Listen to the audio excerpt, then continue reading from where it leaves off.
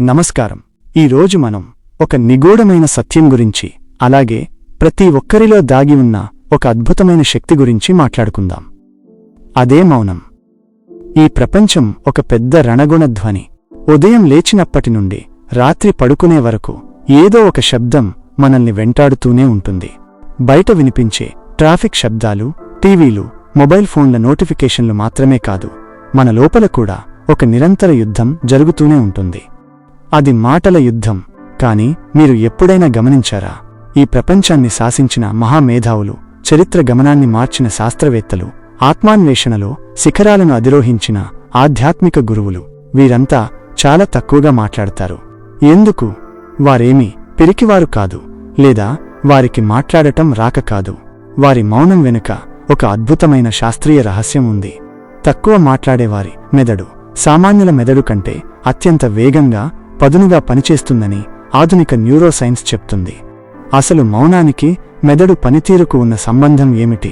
తక్కువ మాట్లాడటం వల్ల మన ఆలోచన శక్తి ఎలా పెరుగుతుంది? మౌనం మనల్ని ఎలా ఒక సూపర్ హ్యూమన్గా మారుస్తుంది? ఈరోజు మనం మౌనమనే తపస్సు గురించి పూర్తి లోతుగా తెలుసుకుందాం. మన మెదడు మన శరీరంలోనే అత్యంత ఖరీదైన యంత్రం. మన శరీరానికి అందే మొత్తం ప్రాణవాయువులో, గ్లూకోజ్లో అంటే శక్తిలో దాదాపు 20-25% కేవలం ఈ చిన్న మెదడు మాత్రమే వాడుకుంటుంది.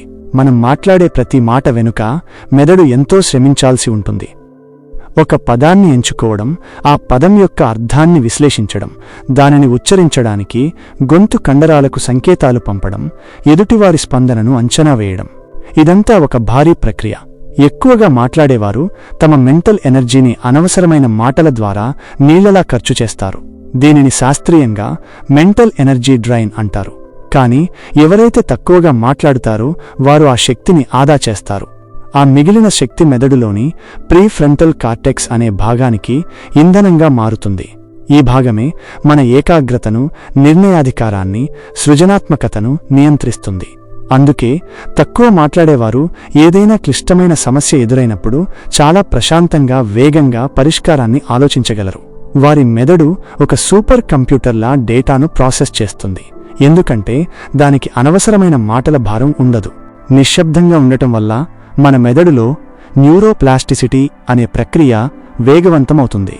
అంటే మెదడులోని నరాలు కొత్త సంబంధాలను ఏర్పరచుకుంటాయి. మనం నిశ్శబ్దంగా ఉన్నప్పుడు మెదడు డిఫాల్ట్ మోడ్ నెట్వర్క్లోకి వెళ్తుంది. ఈ స్థితిలో మెదడు తనను తాను రీపేర్ చేసుకుంటుంది, జ్ఞాపకాలను క్రమపద్ధతిలో అమర్చుకుంటుంది. అందుకే శాస్త్రవేత్తలు చెబుతారు, రోజులో కొంత సమయం మౌనంగా ఉండేవారిలో హిప్పోకాంపస్ అనే భాగంలో కొత్త కణాలు పుడతాయని. ఈ భాగమే మన లాంగ్ టర్మ్ మెమరీకి ఆధారం. అంటే మీరు ఎంత తక్కువగా మాట్లాడితే మీ మేధస్సు అంతగా పెరుగుతుంది. మౌనం అనేది మెదడుకు ఇచ్చే ఒక అద్భుతమైన రీఛార్జ్ లాంటిది. మౌనంగా ఉండేవారు సహజంగానే గొప్ప అబ్జర్వర్స్ అవుతారు. ప్రపంచంలో గొప్ప నాయకులు ఎప్పుడూ ముందు వింటారు, ఆ తర్వాతే మాట్లాడతారు.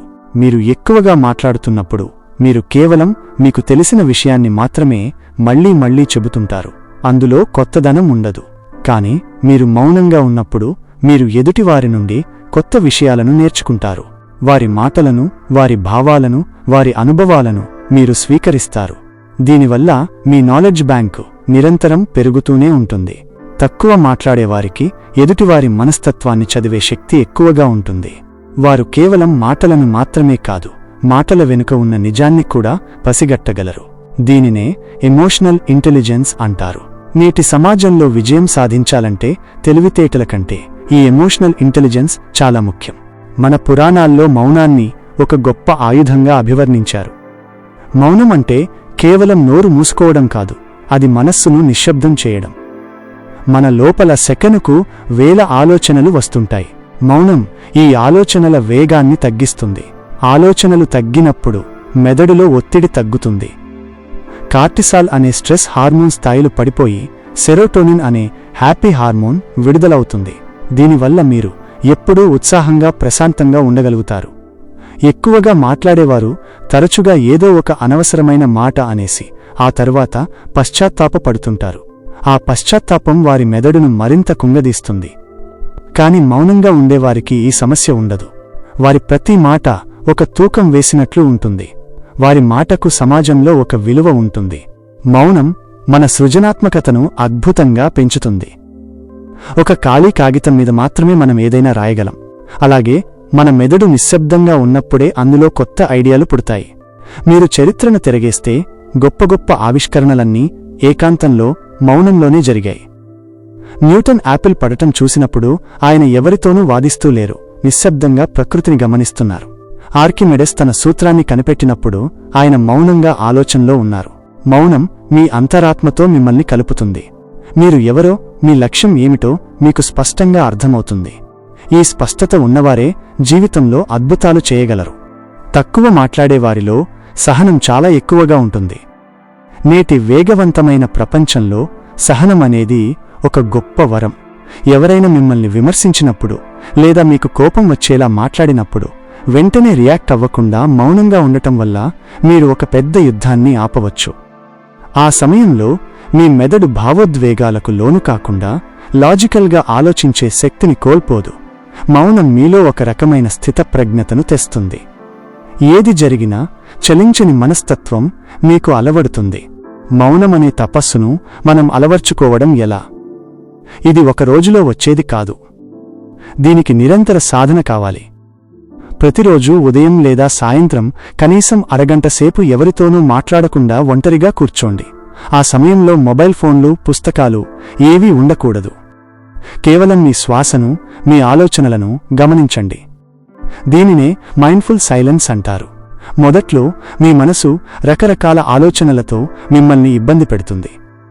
కాని క్రమంగా ఆ ఆలోచనలు తగ్గుముఖం పడతాయి. అప్పుడు కలిగే ఆ నిశ్శబ్దం మీకు ఒక తెలియని శక్తిని ఇస్తుంది.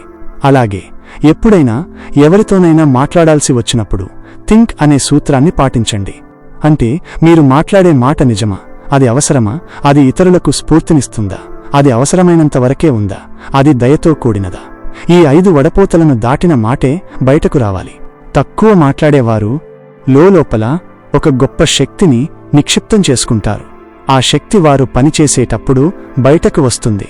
అందుకే వారి పనుల్లో ఒక రకమైన పరిపూర్ణత ఉంటుంది. వారు మాటలతో సమయాన్ని వృధా చేయరు కాబట్టి వారు చేసే ప్రతి పనిలో వేగం ఉంటుంది. గమనించండి, పాత్ర నిండుగా ఉన్నప్పుడు అది శబ్దం చేయదు.